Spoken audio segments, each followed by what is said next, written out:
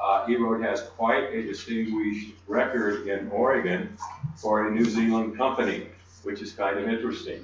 So, Soona, thank you. You probably know this, just one way or the other. And thank you very much. Thank you, Skip, and thank you, Dave, for having me here today.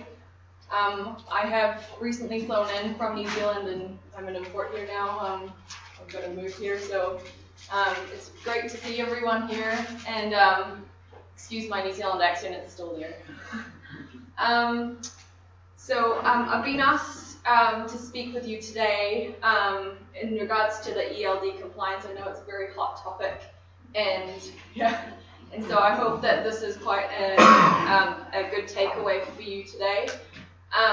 My background is in legal policy and regulatory analysis, and I work for the I've been working for the company for 3 years, and my predominant role is to work with the development team to understand what the regulations require of a solution and work with them to design and build that solution. So I translate over the regulatory requirements into what it needs to be that will satisfy them, that could be used by the carriers and the drivers. We take pride in the way we go about and approach this in terms of understanding the regulations objectively, and then to be able to work with the team to go through and design a good solution. So what I'm going to do is take you through what the FMCSA's ELD final rule, which is this very big document here, and highlight some of the key points from a very technical perspective. So I hope that this covers off a lot of the things that you may have been thinking about or asking. So today's session, I kind of want to talk you through and answer some of these key questions. So what is an ELD? Sorry, it's quite small, I didn't realize. What is an ELD? What is the difference? What are the differences between an ELD, ELBR, ALBR, and ELS? I know it's full of acronyms in this space, so I'd like to highlight what those are. Who needs it and who will be exempt under the final rule? When will it apply? In terms of the implementation timeframes, what does that look like? Should I be complying now? I know that as a carrier, a responsible carrier, you will be thinking about what this will mean for your business and for your drivers. So the considerations from a beneficial point of view. And then to go through and highlight some of the key aspects of what is good in a particular solution. What should I be looking for when I consider my decision? Okay? And any other questions that you may have at the end of this presentation. Can you use the mic just yeah, sure. a little bit more? Sure. Okay. So before I get into those questions, I'd like to kind of set the scene and provide you with a very brief overview and a rundown on how the regulatory final rule eventuated.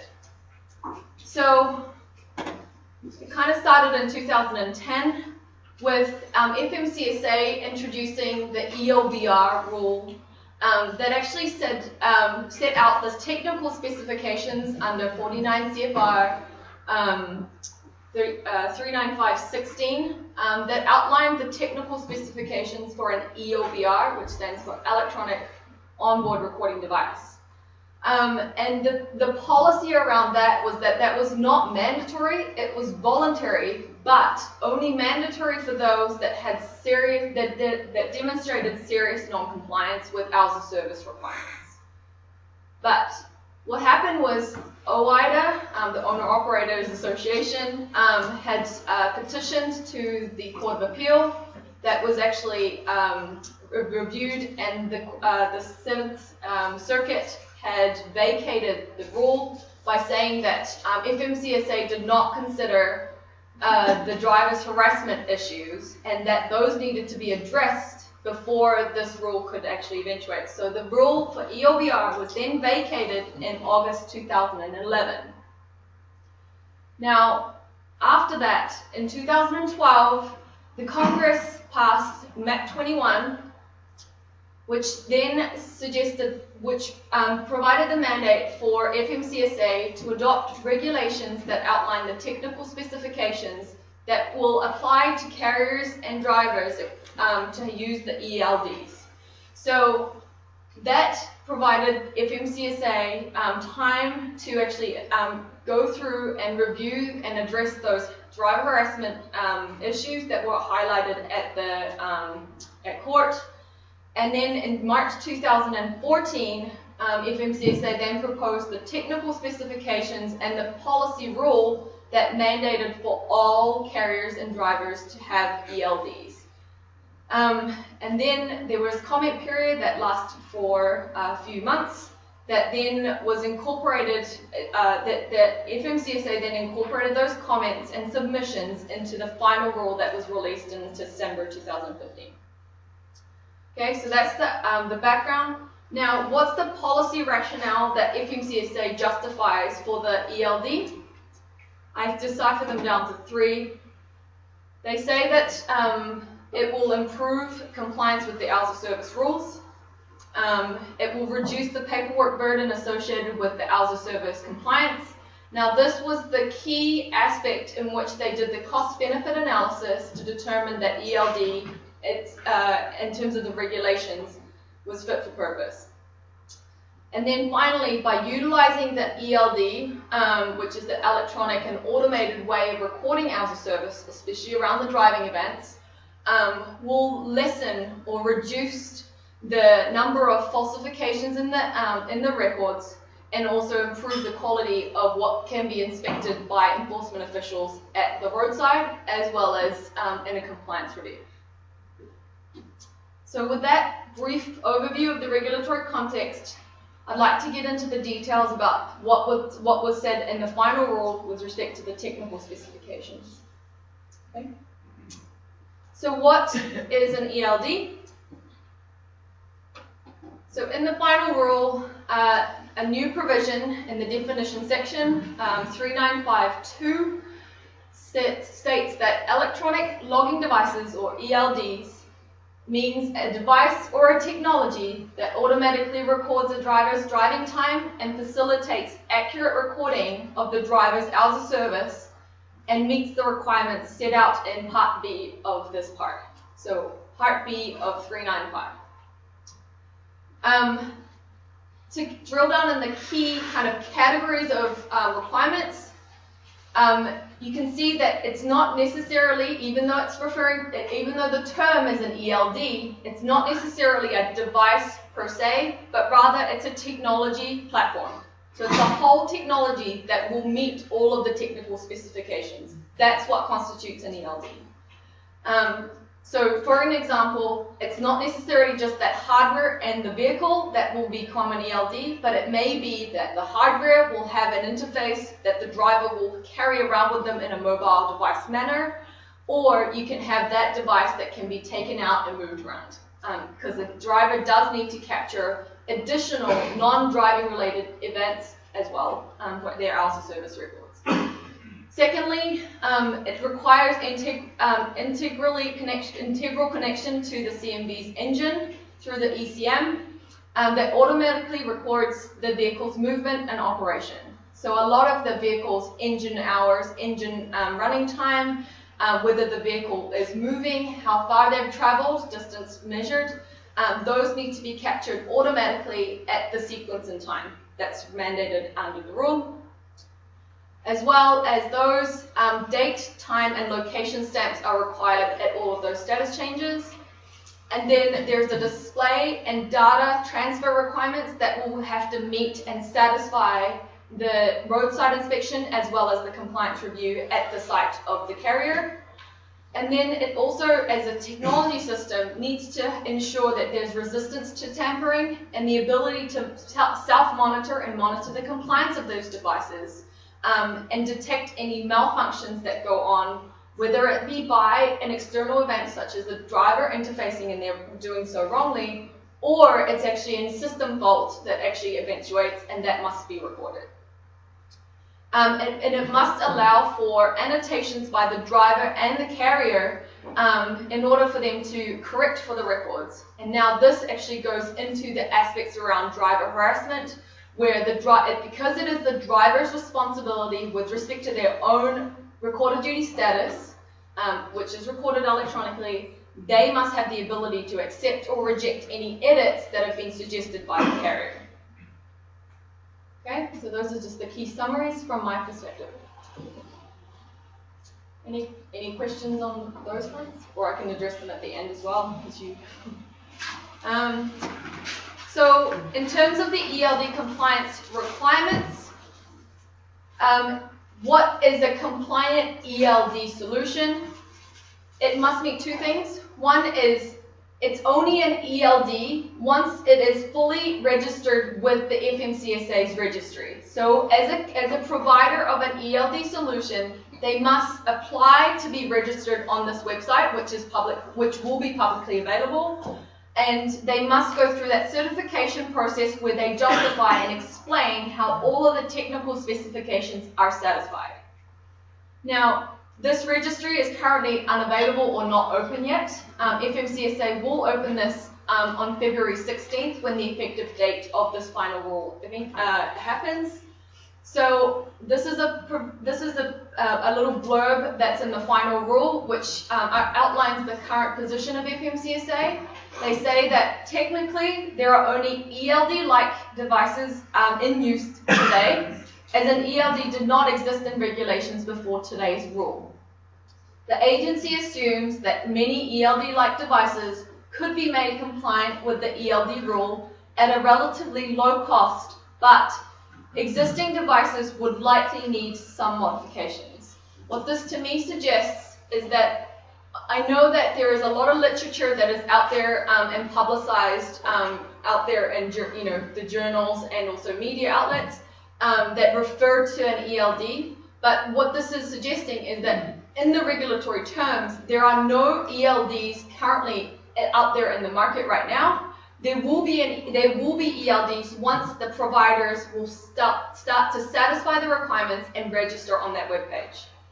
Okay, so if you are going to be using an electronic logging device solution provided by a carrier on that registry, then what will you be needing to do is that you need to make sure that those are compliant and they are on the registry.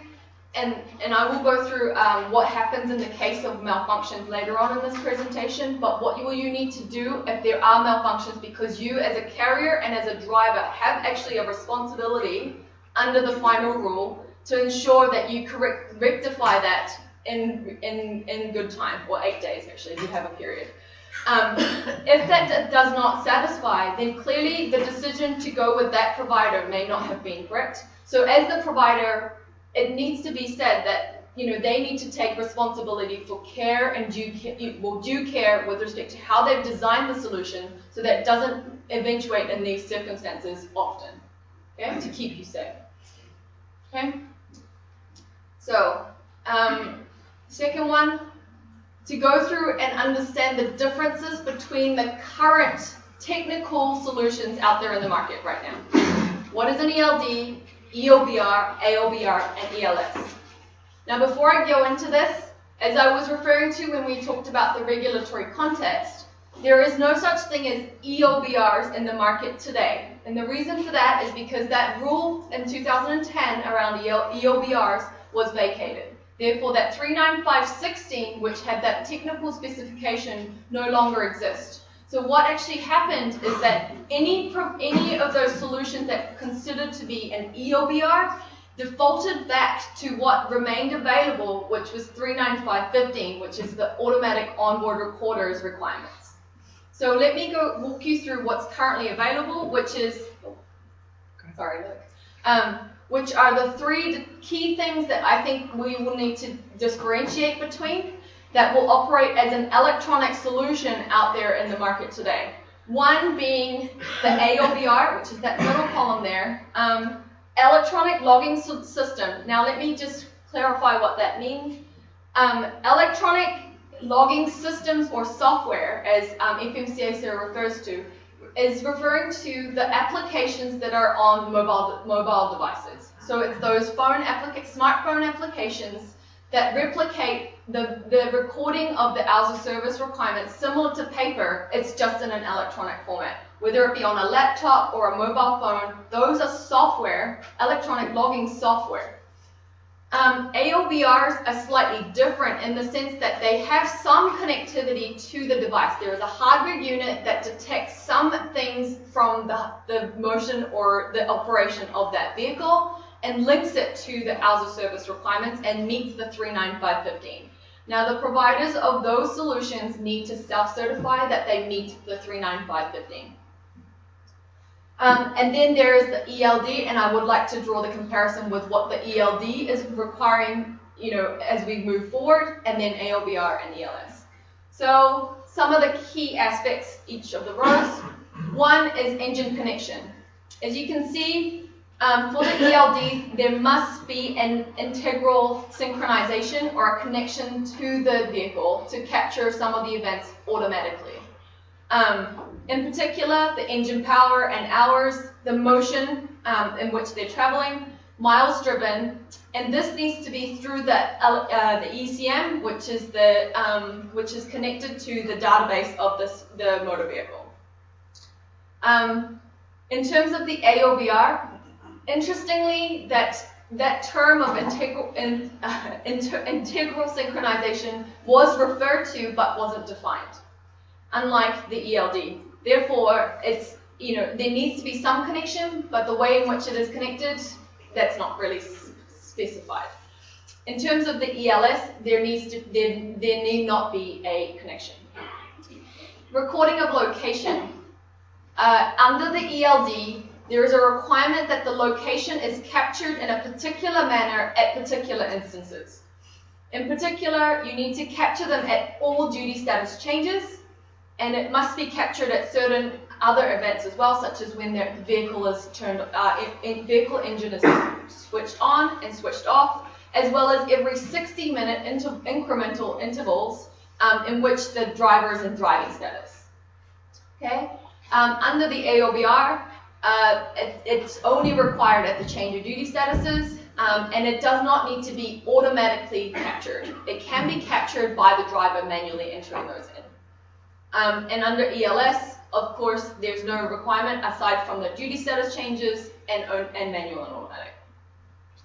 Now, automatic driving statuses. This is the predominant difference between those solutions, that ELD specifies that the driving events must be captured automatically, and that is the reason why there needs to be a hardware that's connected to the vehicle that detects that when the engine is on and running. So there's motion detected plus a power status.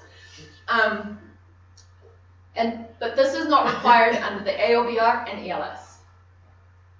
The graph grid display. There must be one presentable under all three. In terms of the ELD, the rationale behind why there needs to be a graph display is because this is actually a fallback position for a roadside inspection. So under the ELD requirements, I will go through them in due course, but under the ELD requirements, there is a need for, sorry, I'm just going to skip, under enforcement, there needs to be a way for the data, which is packaged in a standardized format, that needs to be transferred across to the roadside inspection software tool. It's going to be called EROADs, quite like EROADs anyway. But so this is quite an interesting point, and I think for Jess, kind of alongside Jess's presentation, when the implementation to an ELD happens, the states are required to adopt one or another form of receiving that data. Now, as a provider, from a provider's perspective, there are two options. You could choose to transfer that data using telematics, which is through web services or an email, or as another alternative, you could use local connectivity type, which is either a Bluetooth or a USB. Okay, so as a provider, we need to choose between one option, which is the wireless transfer, or a local transfer. But from the enforcement perspective, each of the states must choose at least one under the telematics limb and one under the local connectivity. That way, the ELD is able to satisfy those requirements at roadside.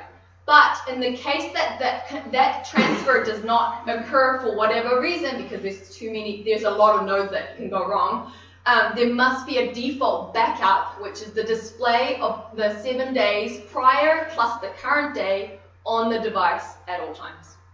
Okay. So, in terms of the other key functions, annotations and edits under the ELD to ensure that that FMCSA addressed the driver harassment point. There needed to be an ability to annotate and edit on the hours of service records by the driver. So it's a driver's records, and therefore they need to have the ability to, review, correct, and certify their records before it is submitted to the carrier electronically, and or is transferred to the enforcement official at roadside. And under the AOBR, there was no requirement that the driver needed to accept those annotations and edits suggested by the carrier.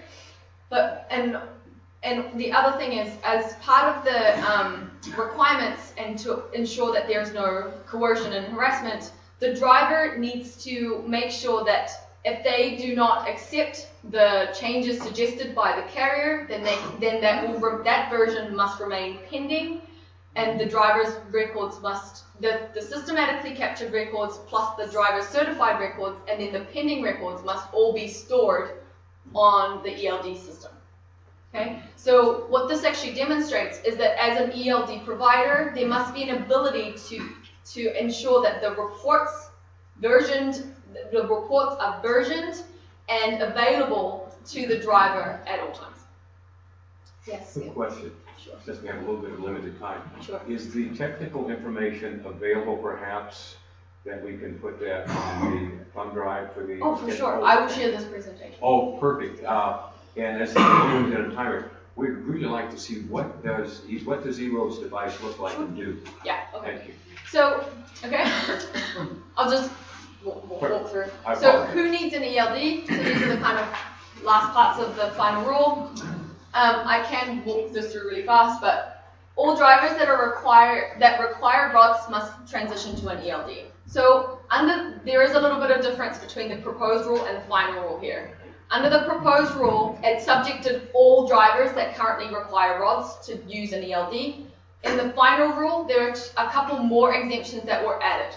So the current drivers that are operating under short haul and that keep time cards instead of recorded duty status logbooks, they are exempt. They do not need to use ELDs. However, if you have a fleet that have some drivers operating under the interstate hours of service rule as well as short haul, there may be a benefit to the carrier to maintain all on one platform. Secondly, the drivers that conduct drive-away, tow-away operations where the vehicles driven is the commodity, they are exempt from having an ELD. And the drivers of vehicles that are manufactured before model year 2000, those are exempt as well. However, there is a voluntary requirement. You may choose, if you want to, use an ELD across your whole fleet because you may have some vehicles that are older as well as some that are newer. Then some providers will be able to cater to those that don't connect to the ECM. Okay? When does this all apply? These are the key dates that I think will be valuable to all carriers and drivers to note. The effective date is on February 16th, and this is when the ELD providers can start registering on the FMCSA registry. So then ELDs may become available on the market as of that date. Now, December 18th is the compliance date when all drivers must use an ELD if they don't have an AOBR. And then the December 16, 2019 is the hard line in the sand where all drivers and carriers must have an ELD solution. So it's a full compliance state. So let me go through phase 1, phase 2, and phase 3 and what this actually means for the carrier and driver.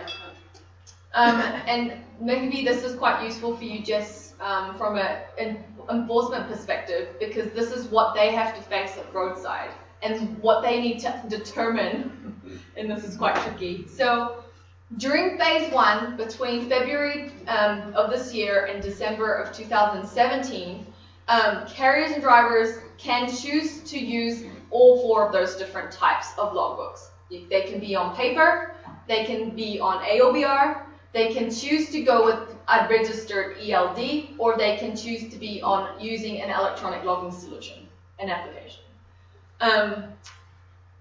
In phased in compliance date, which is between December 2017 and 2019, carriers that don't have an AOBR must be using an ELD. So there will be 2 types of solutions that the enforcement will be checking for.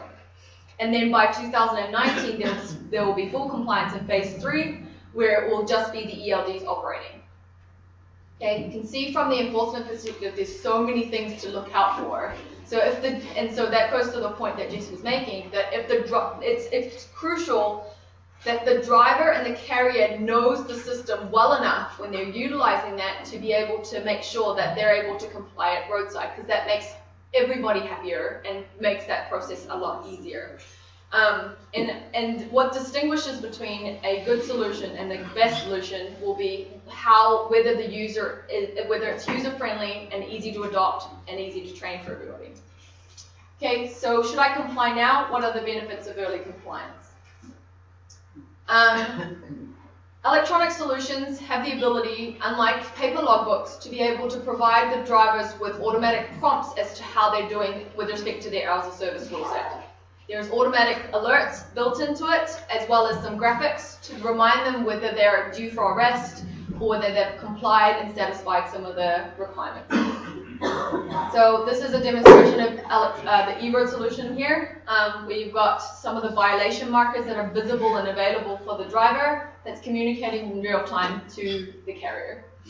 And you can see that the driver keeps his log up to date and on with him at all times, where it's capturing whether it's a certified log or not. Going electronic, from the carrier's perspective, there's some modernization for the business processes.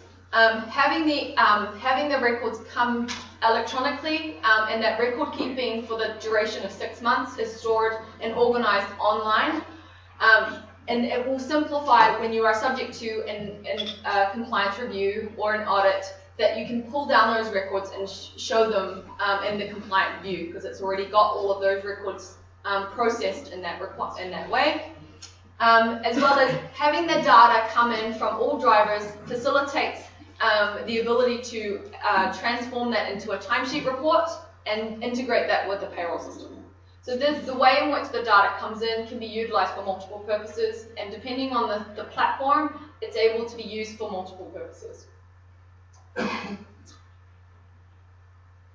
I think, when EROAD was going through the development of the electronic logbook solution, we've been working alongside some of our carriers to go through a testing phase. We make sure that it's going to satisfy the user before it's rolled out to the market. So we actually take the time to work with the customer to make sure that the user requirements are satisfied.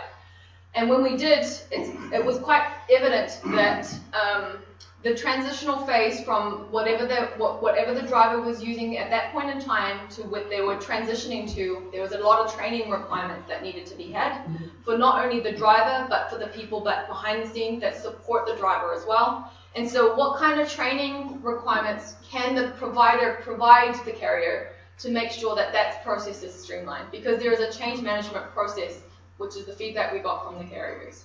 And underestimating how much time and effort it will take to train the drivers up so that they're confident in using that device at a roadside inspection is paramount. How to select the ELD solution, what factors should I consider? Driver acceptance, having a simple solution is very, very useful. It needs to have an easy to use interface so that they're able to work with that effectively. This slide I wanted to touch on, which goes to your point, Skip, about tailored to suit the business. I think one of the biggest considerations when choosing an ELD solution is to understand whether it will satisfy the way in which you are operating. as a carrier, you may have certain requirements as part of your business that may not be fitting to the mold of that technology architecture or solution in general. So, do you have a mixed fleet? Do you have some vehicles that are older and older than 2000, some of them that are newer than 2000? In which case, do you want to be going with two different types of solutions, or can you be satisfied with one? In terms of, do you have any owner-operators that need to come in and out of your system? In which case, what does that record-keeping flow look like?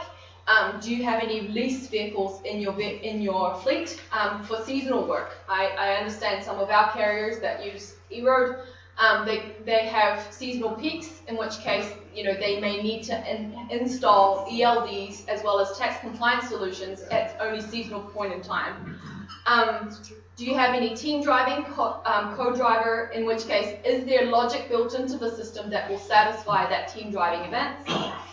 Do you have multiple terminals? Because one of the requirements under ELD is that you should be able to set up in the system multiple home terminals which you attribute to that driver, and does that support that in the system? This is not a requirement in the ELD, but it should be a commercial value that some of the ELD providers should be able to offer you. Do you outsource the back office administration? In which case, can you work with your consultants to be able to share in the data in order to fulfill those requirements? For example, we work with Gloucester as a partner, and so some of our carriers utilize Dave's services to make sure that all of the tax records and ELD records are auditable and fit for purpose. But can they be utilizing the electronic solution to do so? And personal and yard use. There's a requirement that if you have it as a business practice, allowing some of your drivers to use it for personal and yard use, can you configure those things to that driver in an easy way? And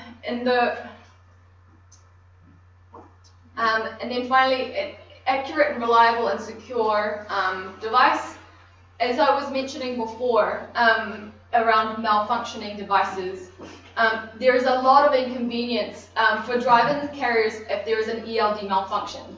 Why? Because drivers have to revert back to paper, so that they actually need to recreate the current and the last days back on paper. Even if they have visibility over 3 days on the ELD, they need to revert back to paper because it's malfunctioning, because they can't transfer. So you need to make sure that even though you're going with somebody that's on the register, how do you ensure that the quality of that solution that you're getting from them will meet the requirements that you have in the way you operate in the questions before? Some of the advanced solutions will have some additional functionalities and more and above the ones that are just outlined as minimum requirements in the technical specifications. For example, is there a backup capability for data transfer? Does it store on the device, and then once the connectivity is restored, can it actually go? Is there a way for the driver to be notified earlier as to remind them, you are currently offline, but you need to do X, Y, and Z to be compliant right now? Does it have that kind of alerting mechanisms in place? And also, is there secure encryption? Because there's a lot of, with systems, there's an ability to tamper and inject into them. So how can you make sure that you're not going to be interfered with and affected? So, and then an additional consideration is, and it does mention this in the final rule, which is there's a difference in requirement that ELD will have to other requirements, such as the ones that Dave actually talked about earlier today around IFTA and IRP. For example, IFTA and IRP require a lot more rigid and robust data than what the ELD requires. ELD only requires there to be data pings every hour on the hour. However, within an hour, a driver can travel lots of miles, and therefore, and so, yeah. So how can you use that data for meeting IFTA requirements when IFTA requirement asks of you to have adequate and sufficient records and capture a lot of the state line crossings as well as the exempt ones? How can you substantiate those reports? Now, some solutions will have robust reporting applications in addition to ELD. So what needs to happen for a good solution is it's got multiple applications that's catered for on the same platform. I know that sounds really technical, sorry. But it's kind of like you have the data that comes in and it's processed by the rules of the different regulations and regimes. So one for ELD, which is hour on the hour, vis-a-vis it's capturing the data frequently enough and that's processing for IFTA and weight mileage tax and tax requirements. So what does EROAD do? Sorry, very last minute, but in terms of EROAD's strategy around the electronic logging devices, we're absolutely in the mix of wanting to develop the best-in-class solution for our ELD, and we will register once we actually meet all of the requirements. But we want to satisfy them in the best way, and the transition for our customers is the most important for us. What we've developed is an electronic logging system that's an application on a mobile device that can be utilized today and is a compliant form of logbook. That application will remain as the driver's interface for the driver. So when we become an ELD, what would that look like? That will be integrated with our hardware, which actually does the tax reporting right now. And those two together, when they're connected, will meet the requirements of the ELD. Because the hardware is integrated into the vehicle, whereas the mobile device can be mobilized with the driver when they capture not only the driving status, but also other requirements such as on duty, not driving, off duty, sleeper berth, and any other requirements such as the DVIR. So when those two connect, as well as to the depot, that's when it will become an ELD solution. In addition to that, the ELD, what we are envisaging is that ELD will be part of the mix of solutions that we are willing to offer to our customers. Our predominant core functionality that we have at the moment, it's an approved tax compliance solution. It does IFTA and weight mileage tax, and we're the only approved provider around the electronic weight mileage tax that's integrated with the Oregon Department of Transport system.